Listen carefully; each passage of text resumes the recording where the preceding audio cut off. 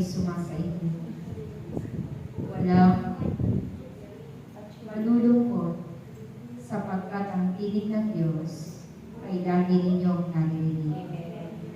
Aking mga anak, sa panahon ng inyong pagtitipon sa darating na araw na itinakda ko upang kayo muli ay magkaisa, kayong lahat ay magpuri sa araw na iyon. Gamitin ninyo ang makalangit na wika sapagkat padadaluhin ko ang kapangyarihan ng Espiritu Santo. Sapagkat ito ang aking pangako sa inyo lahat. Na ipagkakaloob ko sa inyo ang Espiritu Santo.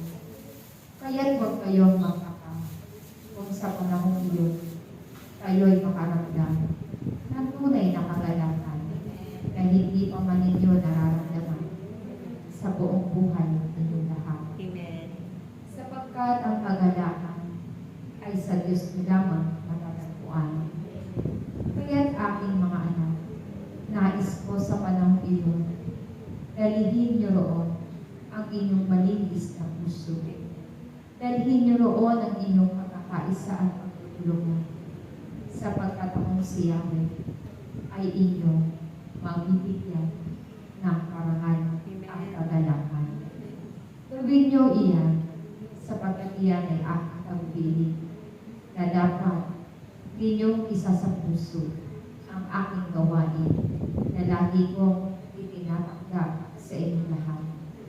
Sapagkat ang mga lingkod ay mayroong pagmamahalan, mayroong pagkakaunawaan, at higit sa lahat, mayroong pagkakaisa. Kaya't aking mga anak, kayo'y patuloy na makiisa sa aking gawain, sapagkat dito nyo lamang matatagpuan sa aking gawain ang inyong hinahanap sa inyong buhay. Ako si Yahweh, aking mga anak, ang Diyos na nakikipagtipan sa inyong lahat, na kung kayo ay lalapit at makikipagtipan sa akin, kayo'y hindi mabibigo. Amen. At kayong lahat ay patuloy kong iingatan.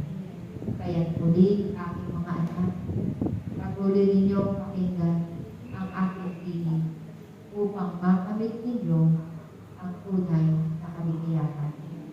Kayo'y patuloy kong pagkakalooban ng mga regalo na inyong inaasahan. Nawa ang aking tagubilin ay inyong gawin sapagkat napakahalaga na kayo'y kaparoon na dala ang malinis ninyong puso. Sapagkat akong si Yahweh ay inyong